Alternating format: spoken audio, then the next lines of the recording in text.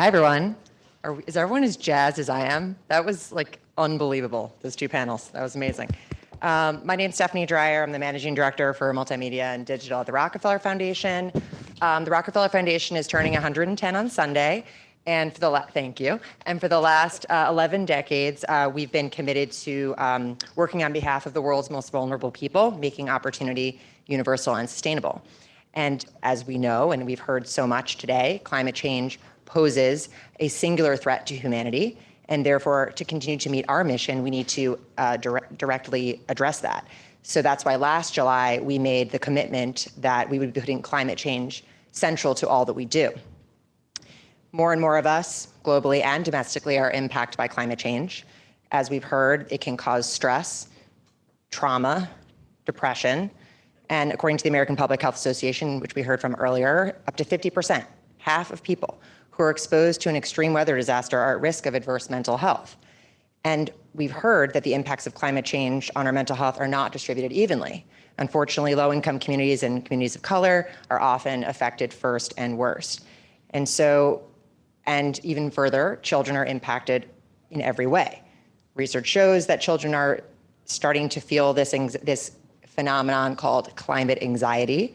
And kids who struggle with this can kind of look at the future and think that humanity is doomed. So obviously, we all know the problem. We've heard from scientists today, the science behind it. So how are we going to solve this problem?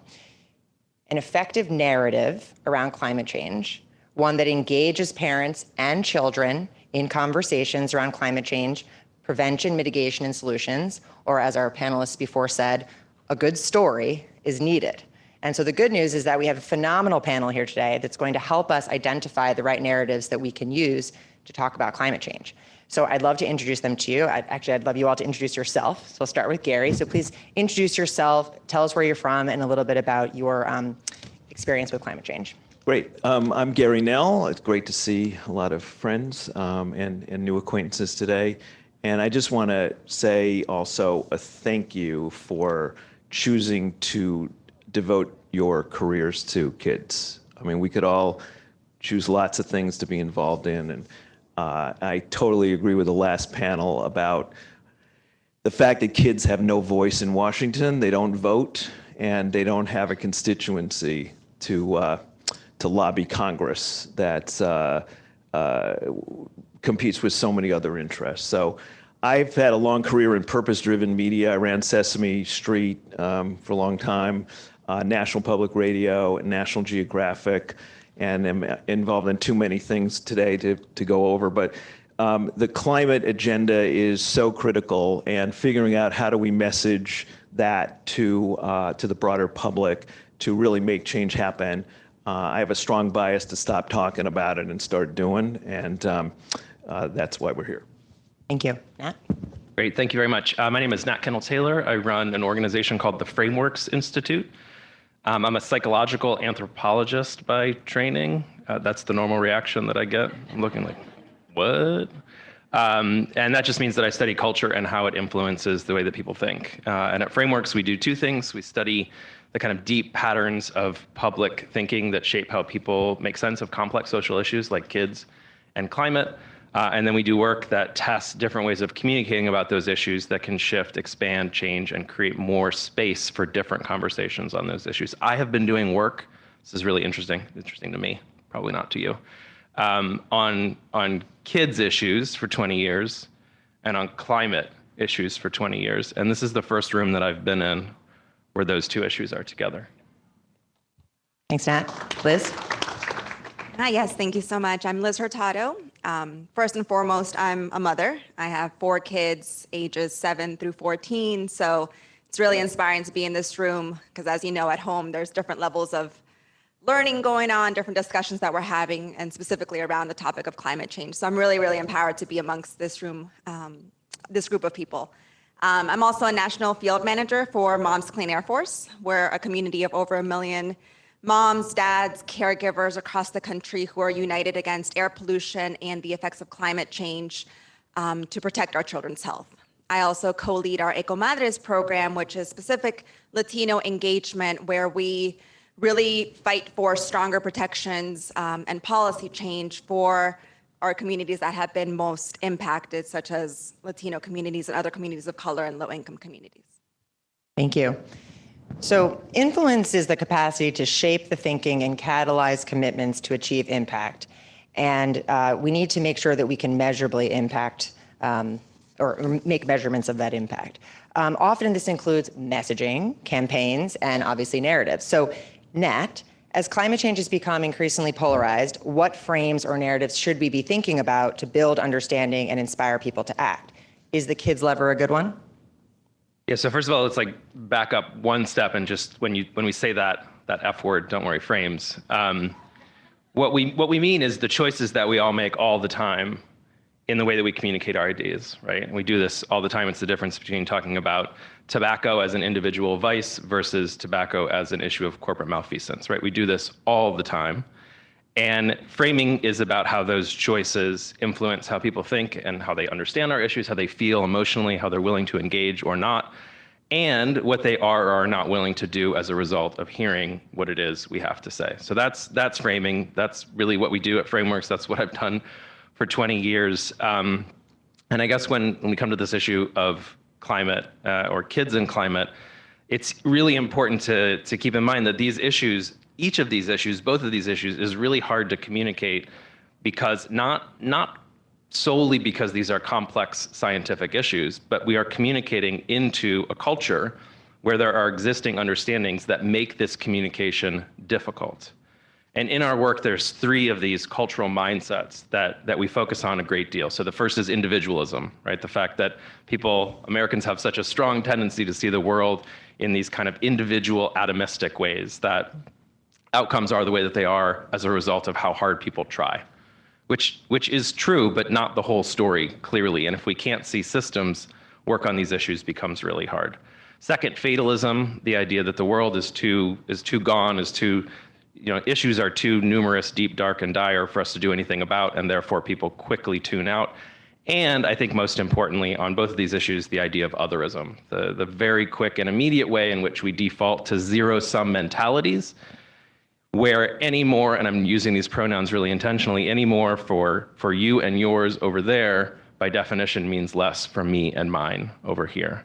And so a lot of the strategies that we're seeing working are ones that specifically target and try to push back those mindsets and bring to the front the corresponding kind of more positive or productive mindset. So we're really interested in what you can do to not just talk about crisis, not just have all of our information activate that fatalistic understanding, but instead, and we saw this so powerfully in the first 2 panels, advance concrete ideas that show that change can happen, that it is happening, and that better outcomes are possible. Right? We're really interested in frames that don't allow people to do that othering thing, which is so easy, especially when we start to talk about issues of equity, but that advance a more collective perspective. So I think the bad news is that culture is strong and it is durable. The good news is that it can and does change, and that it does in response to the stories that we tell. So Gary, you have a lot of experience telling stories specifically to children and to their parents. So how do you do this? How do you take this frame and push it out effectively? Well, maybe I spent too much time with the Muppets, but, look, Joan Cooney, who started Sesame Street, always said that television is the most powerful teacher ever invented. And that's not necessarily a good thing or a bad thing, it's just the thing. So today we can look at social media, we can look at Snapchat and Instagram and TikTok and YouTube and say good, bad, but they are teachers. It's not a question of whether they're teaching, it's what are they teaching.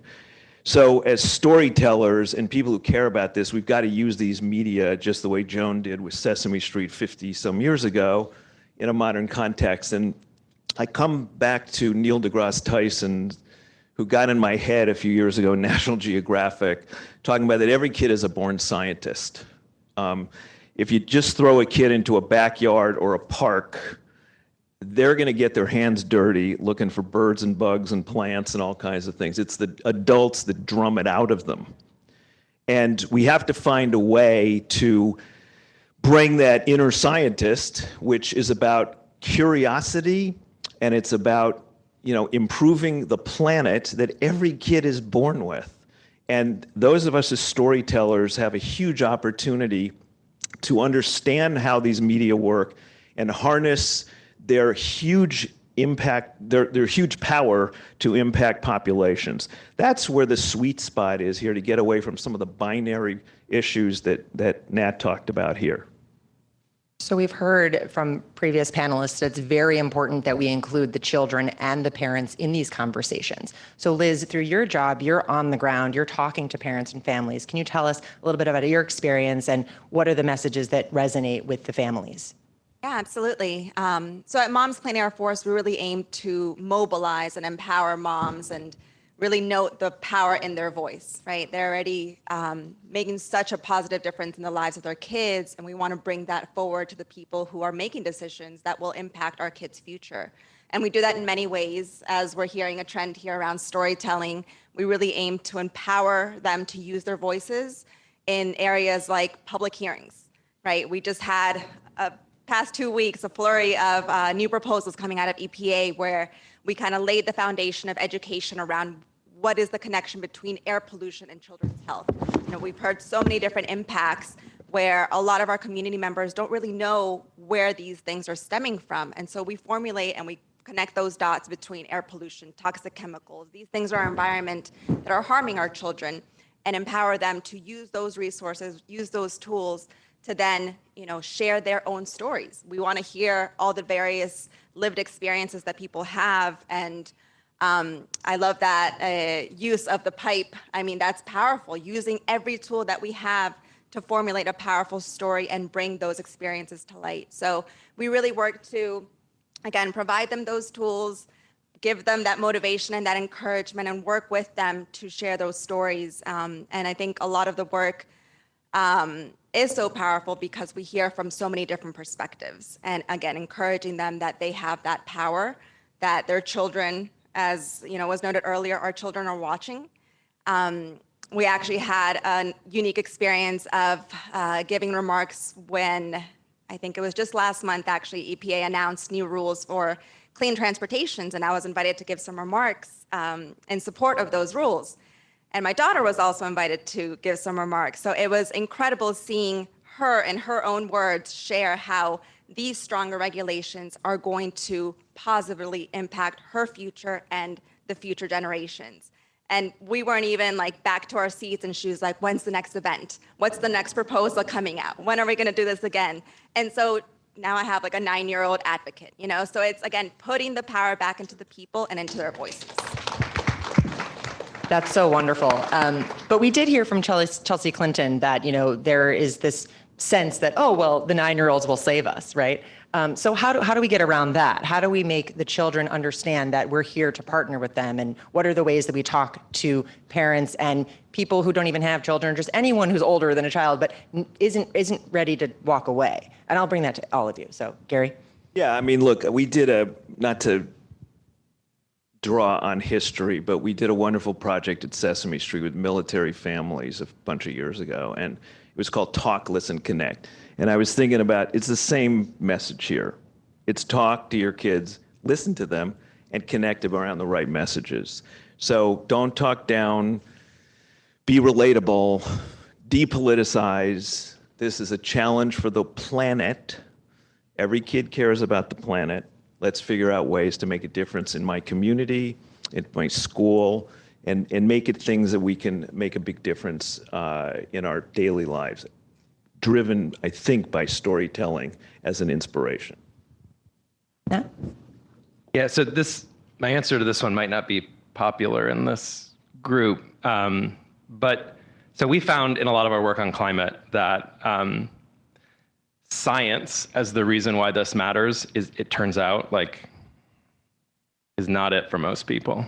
But as scientists, it matters a great deal to us. So we end up using science authority or science says as our frame, right? And you can test this by looking at your communications and asking your communications, what is it saying about why this issue matters? And I've done this a lot on these two issues, on kids and on climate. And on a number of the communications, the answer is science. And it turns out that scientific authority, I don't know if I even need to say this, is not the most effective leading frame for our communications. So we have to give people a reason why this matters that's other than science. And we're finding that some of the most effective, some of the most powerful values for doing that are legacy frames when it comes to climate. So these are a whole bunch of different ways of basically saying, like, what's already been said in the first two panels, like, this matters a great deal for now, but it matters a great deal because of our responsibility to what comes next. That more and more studies that are done in the field of communication science are finding that those kinds of values, that answer, providing people that answer to the question of why this matters, is dramatically more effective than research says. So I would just push us to really consider the frame that we use, that we give people through which they can enter our communications and consider our ideas. And the frames that work in this room might, this is shocking, might not be the frames that we need to go with for people outside of this room. Liz? I think very much along the lines of what Nat's saying. It's making that connection, right? So hearing the stories of how and the why it matters to your family or to your community, but also connecting it and backing it up with the science and the facts and the research. Because, you know, those statistics, while they're very harsh, they're real. There's real people behind it. And so first and foremost, we want to bring to light that there are people behind those statistics. They're not just numbers. And so I think making that connection, because people are always going to ask, well, where did you get that information from? Show me the source, right? So we have to have that included as part of the narrative, but lead with the emotion, you know, lead with kind of that call to action that we need to do this and we need to do it with urgency. And I love what was shared earlier about the need to get it to in front of like the right people, right? Talking to news reporters. We work a lot in creating blog posts, you know, op-eds, letter to the editors, wherever and however we can get our voice and share our stories is really the most impactful thing we can do. If I just may add one thing, with stating the obvious, as child development experts are in this room, different age demographics command a very different prescription here, right? So you have little kids, medium kids, bigger kids, teenagers. I think, Nat, the amount of science that can be involved in a conversation has something to do with that, right? So, you know, there are messages, the Aspen Institute, Laura is here, you'll hear her later, talking a lot about very simple messages about climate, that it's here, it's real, it's serious, we can fix it. There's a carbon blanket over the earth, which every kid can kind of get their head around, which is causing a lot of the fires and causing the heat and causing the anxiety that is now, you know, penetrating into so many homes. There are simple ways of talking about this without giving, you know, COP25 kind of recitals from different conferences. So I think we just have to figure out what the right messages are for different demographic cohorts. So just 1 second, like an important clarification. My point was not that science shouldn't be a part of our messages, is that science says can't be the reason why this issue matters. So it's really kind of what we're leading with, what we're telling people this issue is about. I mean, I've been doing science communication for 20 years. I am a social scientist, we still count. And I firmly believe that science and explanation are some of the most powerful tools that we have at our disposal to do this work, bring more people into the conversation, shift mindsets, and change the context in which our policy decisions are made. So I just want to be really clear that I'm not saying no to science. I'm saying science can't be the reason that we give people for why this matters. I think what you're saying, Nat, and we think about this a lot in digital strategy, is you have to look at the channels through which you're communicating, the audience that is receiving that information through that channel, and then you determine how do you communicate that issue, right? So you're not going to say the same thing to members of Congress that you're going to say to your 5-year-old, right? That's what we've got here. But it was mentioned that, you know, we need this to be brought to the level of, you know, journalists and policymakers. So how is this playing out in the media? Or how are we seeing it on TV today? Gary? Well, you know, I think it's unfortunately gotten totally politicized, although I think climate denialism is pretty much fading away over the last 5 years. And I think it's pretty hard to deny the fact that the climate is changing. So we're now involved really with trying to push stories which are going to be about solutions. So, there's a Republican caucus on climate now, which has over 100 members. Different solutions, perhaps, than the Democratic side on certain energy questions. But these coalitions are there to be had and to be dealt with, and they need to be addressed. So we're not hearing enough about some of the good work that's being done around policy. We're hearing a lot of binary things that, of course, light up different cable news programs and make money for networks. So it's really important that we're trying hard to depoliticize this question because it's affecting our kids. And every member of Congress has kids and grandkids that they actually care about. And that's how I think we have to work on framing this. Liz, I'd love your thoughts on this because, you deal with families, traditionally marginalized families, especially through EcoMadres. So how do you talk to them about this? What is the story that you bring? If it's not going to be the science, what do you talk to them about?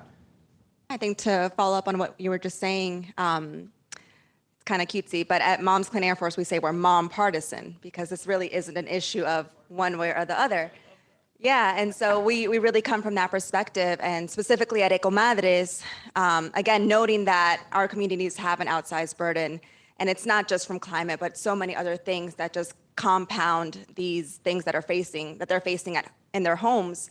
We really work to meet them where they are. We hold, spaces where we can have these hard conversations, where we can learn together about what we can do as a community to then enact equitable change in their communities that will be just and will be fair, but will also be timely.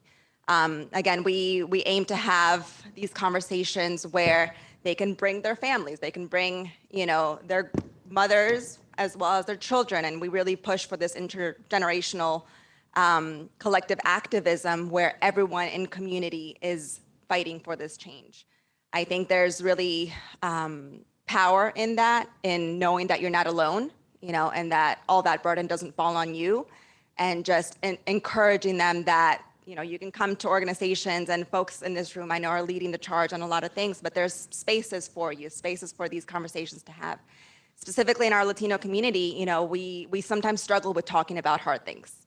We internalize these conversations, we don't talk about them, we just do what we can to keep pushing.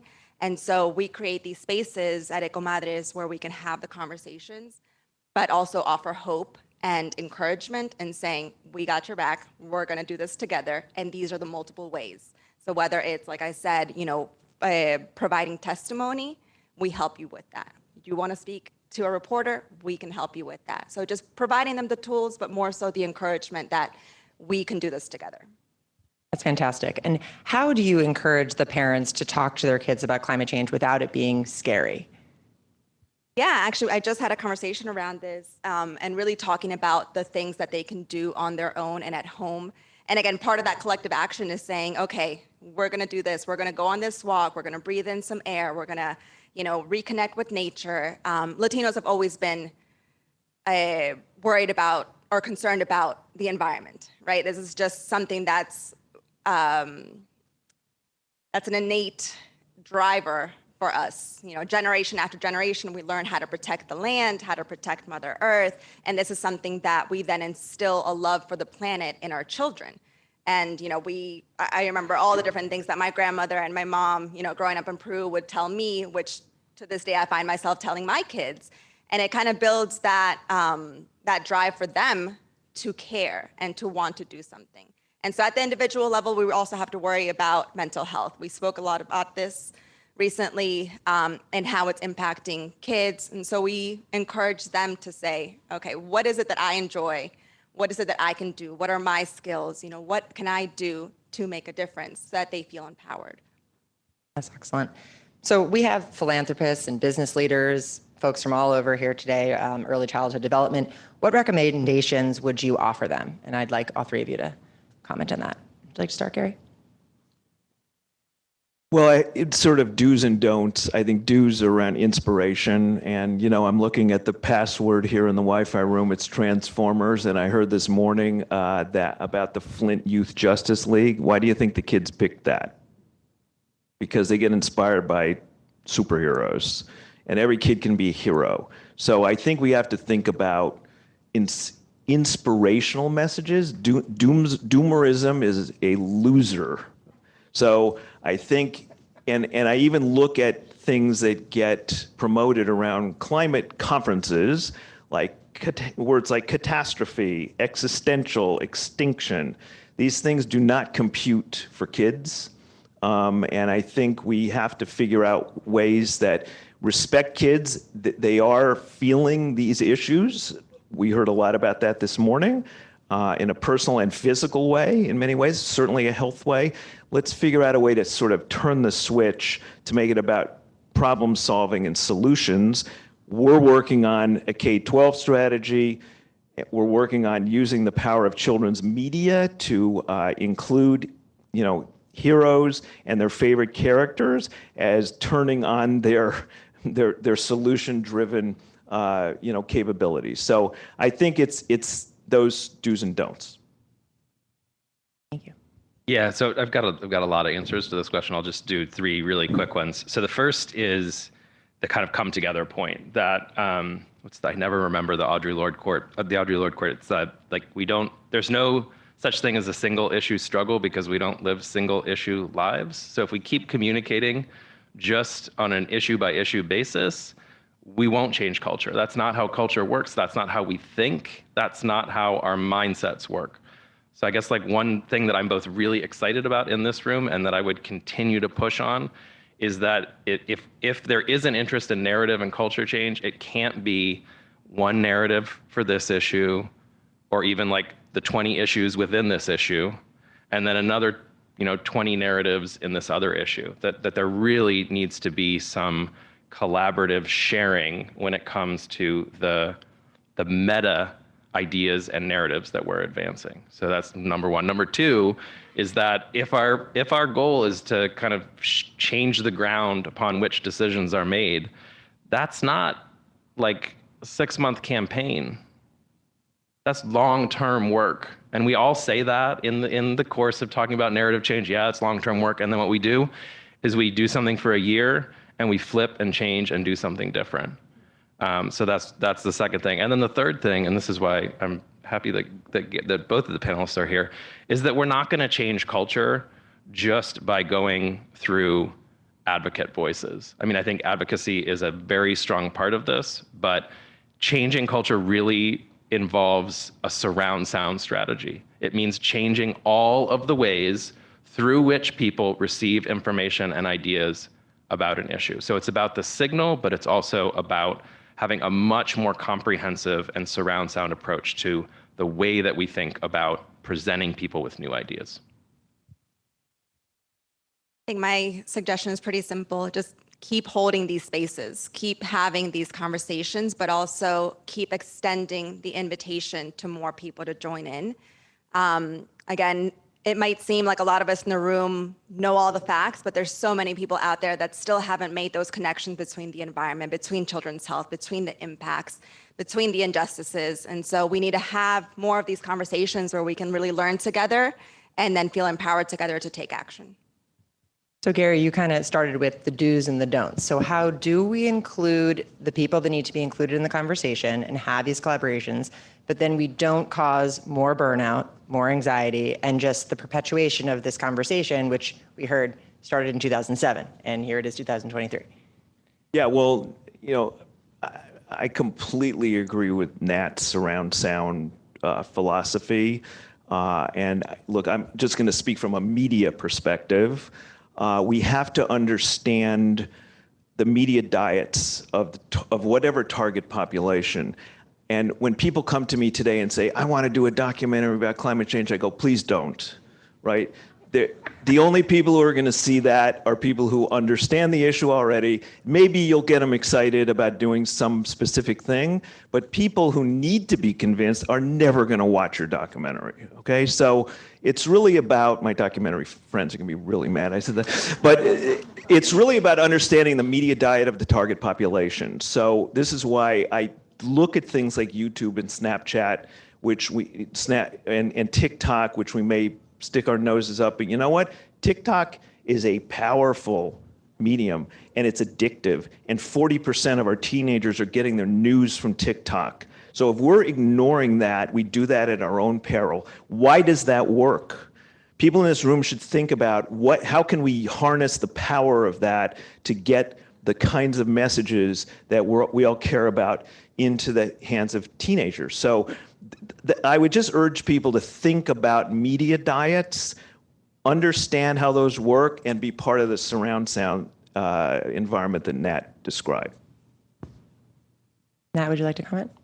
No, I think I'm good. I think Great. Well, I recognize that we're also the last panel before lunch. So with that, I'm going to just quickly ask the panel to tell me what gives you hope based on today's conversation and other conversations you've had, and then we'll open up for maybe 1 or 2 questions, and then we'll get you guys to lunch. So, Gary, what gives you hope? Kids always give us hope, right? And kids, look, a child being born down the street at, Roosevelt Hospital isn't coming into the world with biases, and we have an ability to inspire children. I agree with Chelsea that it's not their responsibility to fix our shit, but that's not what she said. But hold on, what'd she say? But that was my Brooklyn interpretation. But I do think they give us hope, and there is just an innate power in children to ask why. And adults need to answer those questions. Gives you hope. That last panel, I mean, no offense to this panel, but that last panel gave me hope. I mean, that panel was all about solutions, and I am all about solutions. I think that so much of that media diet that we receive is just overloaded on crisis and problem. And I think what we need more of is what we just saw this morning. Excellent. Liz? That's exactly right. I couldn't have said it better myself. Just seeing everybody in this room come together for solutions, for enacting change, and just the possibility of the collaborations that can come out of today and then future conversations, it just gives me a lot of hope for what we can do together. Awesome. So we'll open it up to questions. If anyone has one, if you could identify yourself right here in the front. Okay, so my name is Laís. I work for Alana, that is a Brazilian-based organization, but work globally.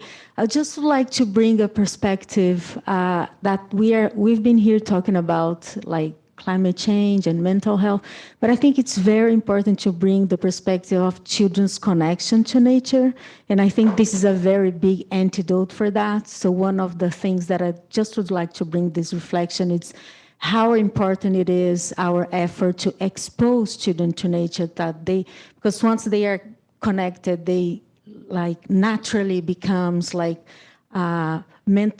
mental health increase in a better way, and also they get more commitment to environmentalist causes. And another thing that I just would like to reinforce is just how important it is we bring when we talk about narratives, just to expose a world that everybody wants to work and be there. So when we talk about climate change, not only focus about all the disasters and things like that, but also helping to envision the world that we really want to follow.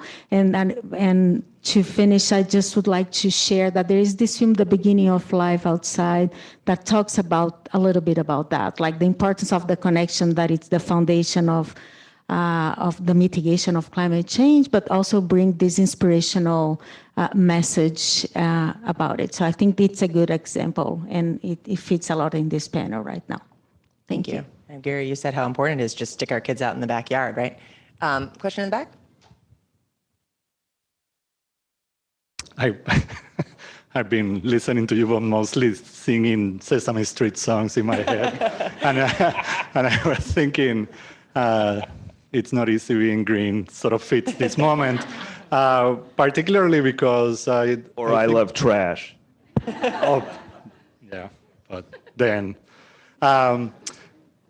I want to talk a little bit about what resonates to our community in the early childhood development space and who cares about what we do. Because I think we have been traumatized over generations as a community to think that we can only exist in this little space. I'm actually an environmental policymaker. I came into early childhood development not because of the children. You are community builders. You are the creators of sustainable development. And so it worries me when our biggest aspiration is built around the word resilience, because the dictionary definition of resilience is the capacity for a system to absorb damage. If that's our biggest aspiration, if that's what we live here with, that's going to be a sad day. We are builders of sustainable communities. And no other endeavor in any country in terms of policy and fiscal policy is a bigger builder, a better builder of sustainable communities than people who do early childhood development work. I think it's an appropriate point to bring to this panel because we spent all of this time talking about how we're going to talk about what we do with what we were given, how we're going to deal with this because we're in that little box of children. But I want to challenge you to tell us a little bit about how do we break off away from that box and start talking to the friends that we have that we haven't been able to tap in the spirit of intersectoral collaboration, so that climate scientists are advocating for us because we bring solutions to the table, so that energy people advocate for early childhood because we bring solutions. Urban planners, the other people that should be seeing us, how do we make ourselves visible to them and escape the box that we are here just for the children? We are here to build a sustainable future. How do we tell that story? Thank you. Nat? Well, I think you just started to tell it. I mean, I think there's some really smart and interesting framing in what you just said. I think it's really, this is a slight answer to your question, but also my prerogative in this seat to make a point that I've been wanting to make, is that I think that's really important to say that I think there's at least two conversations that we have when we talk about framing kids and climate. So the first is how we, and I'm going to use a word, I don't mean it as instrumentally as it sounds. How do we use kids as a frame to get people to act on climate? The other is how do we talk about climate to change the way that we support kids and families? I'm much more interested in the second one, I got to tell you. But I think it's incredibly important that we're clear on which of those conversations that we're having. And I think the conversation that you want to have is in that second bucket. And we're not just thinking about, what's the next issue frame that we use to talk about climate. Like health hasn't worked, conservation hasn't worked, the economy hasn't worked, maybe kids is the next answer. That to me is a less meaningful conversation, even though I do framing, than the conversation about climate as something that can drive our conversation forward about the kinds of communities that we build, about the ways that we support our young people and parents and families. Thanks, Nat. Gary or Liz, do you want to comment? Yeah, just to add, because I think, both of your statements interconnect in the terms of talking about a livable future. That's not just for our kids, that's for future generations. And everyone has someone in their life that they have to think about for their futures. So I think just framing it in a way that it's not just our kids or your kids or whoever's kids, it's future generations really depends on what we do now and the inaction that's taken place up until this point, where it demands our action now. There are twice as many people on planet Earth since the day I graduated high school, which wasn't that long ago.